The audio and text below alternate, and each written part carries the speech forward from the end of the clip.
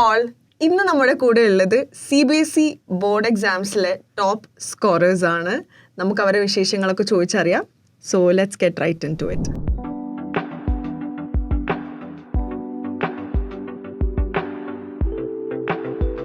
അപ്പോൾ ഇന്ന് നമ്മുടെ കൂടെ ഉള്ളത് ഇഷാൻ ആൻഡ് ഹിബ.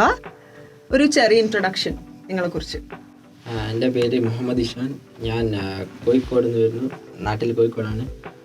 പിന്നെ 6ാം ക്ലാസ് വരെ നാട്ടിലാണ് പഠിച്ചത്. പിന്നെ 7ാം ക്ലാസ്സിലേക്ക് ഞാൻ ഇവിടത്തേക്ക് മാറി. അപ്പം ഞാൻ ഇൻ്റർനാഷണൽ ഇന്ത്യൻ സ്കൂളാണ് സെലക്ട് ചെയ്തത്.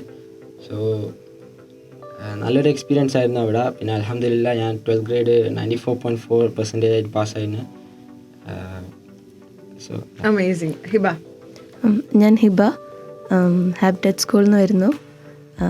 ഇപ്പം കഴിഞ്ഞ റീസെൻറ്റ് CBSE എക്സാംസിൽ നല്ല സ്കോറോടുകൂടി പാസ്സായി. അൽഹംദുലില്ലാ 94.8% ഉണ്ട്. ഇതുവരെയുള്ള ജേർണി നല്ലതായിരുന്നു. ഇനി അങ്ങോട്ടും ഇതുപോലെ തന്നെ പ്രതീക്ഷിക്കുന്നു. Okay, all right. സോ ഭയങ്കര ക്ലീശയായിട്ട് കേട്ട് മടുത്തിട്ടുണ്ടായ ഒരു ക്വസ്റ്റ്യൻ ആയിരിക്കും ഞാൻ ഈ ചോദിക്കാൻ പോകുന്നത്. സോ വിച്ച് ഈസ് നിങ്ങൾ സ്റ്റഡീസിൽ ഇമ്പ്രൂവ് ചെയ്യാൻ വേണ്ടിയിട്ട്, എക്സൽ ചെയ്യാൻ വേണ്ടിയിട്ട് ഏറ്റവും വലിയ മോട്ടിവേഷൻ എന്തായിരുന്നു ഇഷാൻ? എൻ്റെ ഏറ്റവും വലിയ മോട്ടിവേഷൻ എൻ്റെ പാരൻസ് ആയിരുന്നു. അവരെ സന്തോഷിപ്പിക്കാൻ അങ്ങനെയൊക്കെ. പിന്നെ എനിക്ക് ഇപ്പം അടുത്ത AI വന്നതോടെ ഒരു AI-ലേക്കൊരു ഇൻട്രസ്റ്റ് കൂടുതലായിരുന്നു എനിക്ക്. സോ UAE തന്നെ നല്ല AI കോളേജസ് ഉണ്ട്. സോ അവിടെ പഠിക്കേണ്ടിയിട്ട് ആയിരുന്നു എൻ്റെ എയിം. സോ ഇവിടെ കുറേ ബേഴ്സറീസ് ഉണ്ടാവും, സ്കോളർഷിപ്സ്. സോ കൂടുതൽ മാർക്ക് കിട്ടുന്നതോറും അത് കൂടും, സ്കോളർഷിപ്പ് കൂടും. സോ അങ്ങനെ ഇവിടെ ഇതാക്കുന്നു. Okay, all right. അപ്പോൾ AI-നെ കുറിച്ച് പറഞ്ഞുകൊണ്ട് ഞാൻ ചോദിക്കുകയാണ്. ഇപ്പോൾ ഞാനൊരു CBSE സ്റ്റുഡൻ്റ് ആണ്. അപ്പം ഞാൻ പഠിക്കുന്ന സമയത്ത് AI എന്ന് പറഞ്ഞ AI ഉണ്ടാവുമായിരിക്കും, പക്ഷേ നമ്മൾ ChatGPT ഒന്നും ഇല്ല ആ സമയത്ത്. സോ ഇപ്പം AI-ൻ്റെ ഒരു ഇൻഫ്ലുവൻസ് കൊണ്ട് നിങ്ങളുടെ ലേണിംഗ് മെത്തേഡിൽ വന്ന ചേഞ്ചസ് എന്തൊക്കെയാണ്? അല്ലെങ്കിൽ നിങ്ങളുടെ പ്രൊഡക്ടിവിറ്റി കൂട്ടാൻ AI എങ്ങനെയാണ് സഹായിച്ചിട്ടുള്ളത് എന്ന് പറയാമോ ഹിബ, ഇൻ യുവർ ഒപ്പീനിയൻ? ഇപ്പം സ്കൂളിൽ നിന്നൊക്കെ വർക്ക് കിട്ടുമ്പോൾ നമ്മൾ ചിന്തിക്കൽ കുറച്ച് കുറവാണ്. ഇപ്പോഴത്തെ കുട്ടികളെന്ന് പറയുമ്പോൾ കൂടുതലും ഈ ഇൻ്റർനെറ്റ് അങ്ങനെ കുറച്ച് ബേസ്ഡാണ്. ChatGPT അങ്ങനത്തെ കാര്യങ്ങളൊക്കെ വന്ന് പിന്നെ എന്തുണ്ടെങ്കിലും ടീച്ചേഴ്സ് തരും, നമ്മൾ ഡയറക്റ്റ് അവിടെ പോയിട്ട് സെർച്ച് ചെയ്യും, ആൻസർ കോപ്പി പേസ്റ്റ് ചെയ്യും. അങ്ങനെയൊക്കെയാണ് ഇപ്പോൾ ടെക്നോളജി ഡെവലപ്പ് ആയിക്കൊണ്ടിരിക്കുകയാണല്ലോ. സോ കൂടുതലും സ്റ്റുഡൻസ് ആ ഒരു വഴിയിലാണ് ഡിപ്പെൻഡ് ആക്കുന്നത്. ചിന്ത കുറച്ച് കുറയുന്നുണ്ട്. Okay, all right. അപ്പോൾ ഒരുപാട് ലേണിംഗ് ടെക്നീക്സ് ഇപ്പം ഈ അടുത്തായിട്ട് ഞാൻ കേൾക്കുന്നുണ്ടായിരുന്നു. പൊമോഡോറോ ടെക്നീക്ക് എന്ന് പറഞ്ഞിട്ട്. I guess you familiar with it, which is basically നമ്മളൊരു 20-25 മിനിറ്റ് പഠിക്കും, ഒരു 5 മിനിറ്റ് ബ്രേക്ക് എടുക്കും, അങ്ങനെ ഒരു സൈക്കിൾ മാതിരി. ഓക്കെ, അപ്പോൾ അങ്ങനെ എന്തെങ്കിലും ടെക്നീക്സ് നിങ്ങൾ യൂസ് ചെയ്തിട്ടുണ്ടോ? അല്ലെങ്കിൽ അങ്ങനെയൊന്നും യൂസ് ചെയ്തിട്ടില്ലെങ്കിൽ എങ്ങനെയായിരിക്കും നിങ്ങളുടെ ഒരു ടിപ്പിക്കൽ സ്റ്റഡി റൂട്ടീൻ വരിക? I'll start with Ishaan. Pomodoro ടെക്നിക്കിൽ അവർ പറയുന്നത് 20 മിനിറ്റ്സ് പഠിച്ചിട്ട് പിന്നെ 5 മിനിറ്റ് ബ്രേക്ക് എടുത്ത് പിന്നെയും പഠിക്കാനാണ്. പക്ഷേ എനിക്ക് 20 മിനിറ്റ്സ് എനിക്ക് മതിയാവില്ല, കാരണം എനിക്കത് വളരെ കുറവായിട്ടാണ് തോന്നുന്നത്.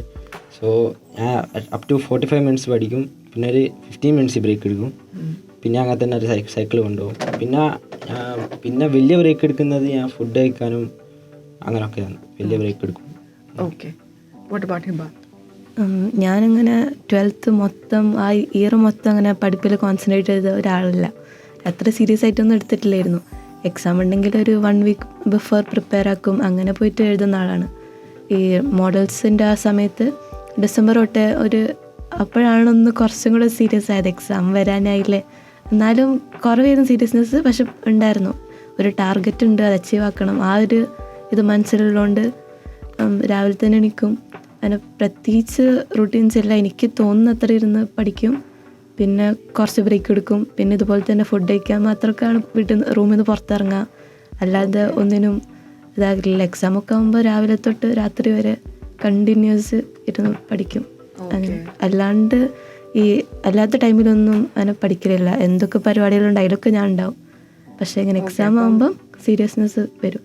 നമ്മൾ ഇതിനു മുമ്പ് ഇങ്ങനെ ടോപ്പേഴ്സ് പറയുന്നത് കേൾക്കാമല്ലോ, അതായത് എല്ലാ ദിവസവും അന്നന്ന് പഠിപ്പിച്ചത് അന്നന്ന് തന്നെ പഠിക്കണം. അപ്പോൾ ആ ഒരു സംഭവം നിങ്ങൾ ട്രൈ ചെയ്തിട്ടുണ്ടോ? ഇല്ല. ഇല്ല. ഓക്കെ. സോ നിങ്ങൾക്ക് ഏറ്റവും വലിയൊരു ചാലഞ്ചായിട്ട് ഫീൽ ചെയ്തത് എന്താണ്? അതായത് റെസിസ്റ്റ് ചെയ്യാൻ പറ്റാത്തൊരു കാര്യം എന്തായിരുന്നു? ഞാനും ഹിബ പറഞ്ഞ പോലെ സ്റ്റാർട്ടിങ് മൊത്തം കളിച്ചു നടന്ന ആളാണ്. ഞാൻ ഫുട്ബോളെല്ലാം കളിക്കും. സോ ഞാൻ ഇൻ്റർ സ്കൂളുണ്ടായിരുന്നു, ഇൻ്റർ ഹൗസ് ഉണ്ടായിരുന്നു, എല്ലാത്തിനും ഞാൻ ഉണ്ടായിരുന്നു. ബട്ട് ഇൻ്റർ സ്കൂൾ അവസാനമായിപ്പോയി, നവംബർ ആ സമയത്തായിപ്പോയി. പിന്നെ എനിക്ക് ആ സമയത്താണ് ഞങ്ങൾക്ക് 75% ഉള്ളൂ സ്കൂളത്തെ എക്സാംസിനൊക്കെ. സോ മാർക്ക് കുറവായതുകൊണ്ട് എനിക്ക് ടെൻഷനായിരുന്നു. ഇൻ്റർ സ്കൂളൊന്നും മര്യാദ കളിക്കാനായില്ല. പിന്നെ ഡിസംബർ തൊട്ടാണ് ഞാൻ സ്കൂളിൽ നിന്ന് ലൈബ്രറിയിൽ പോയിട്ട് ഗൈഡൊക്കെ എടുത്ത്. സോ ഗൈഡും ഹെൽപ്പ് ചെയ്തു. പിന്നെ NCERT ഞാൻ അധികം ഫോക്കസ് ചെയ്തു, എസ്പെഷ്യലി ബയോളജി.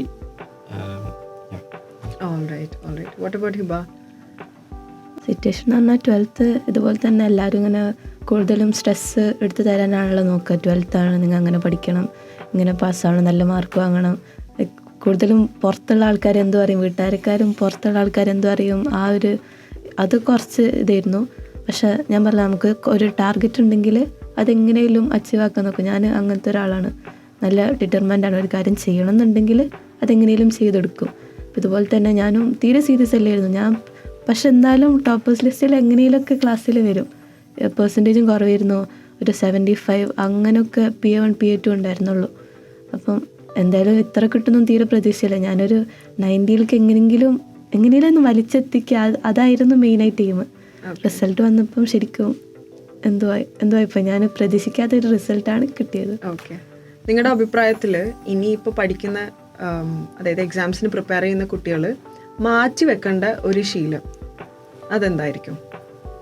Full time ഫോണിലിരിക്കരുത്. പിന്നെ എക്സാം ആകുമ്പം ഒരു മന്ത് മുന്നെങ്കിലും ടൈം ടേബിൾ വെക്കണം. പിന്നെ ആ ടൈം ടേബിൾ ഫോളോ ചെയ്യണം നന്നായിട്ട്. പിന്നെ ഗൈഡും അങ്ങനത്തെ ടീച്ചേഴ്സിൻ്റെ ഹെൽപ്പും ഒക്കെ എടുക്കാൻ മടിക്കരുത്. ഓക്കെ, മാക്സിമം അതൊക്കെ യൂട്ടിലൈസ് ചെയ്യണം അല്ലേ? ഓക്കെ. വാട്ട് ഹിബ? എനിക്കങ്ങനെ പ്രത്യേകിച്ച് ബാക്കിയുള്ളവർ പറയണോ അല്ല ഇങ്ങനെ പുറത്തു പോകരുത്, എൻജോയ് ചെയ്യരുത്, അങ്ങനെയൊന്നുമില്ല. മാക്സിമം റിലാക്സ് ആവുക, നിങ്ങൾക്ക് പറ്റുന്ന പോലെ പഠിക്കുക. ഇപ്പോൾ തീരെയും പഠിക്കാൻ പറ്റാത്ത കുട്ടികളാണെങ്കിൽ ഒരു കുറച്ച് നേരം ഇരുന്ന് പഠിച്ച് കുറച്ച് ബ്രേക്ക് എടുത്ത് അങ്ങനെ ഒന്ന് സ്റ്റാർട്ടാക്കി നോക്കുക. എന്തായാലും ലാസ്റ്റൊക്കെ എത്തുമ്പോൾ നമുക്ക് സീരിയസ്നെസ് വരും.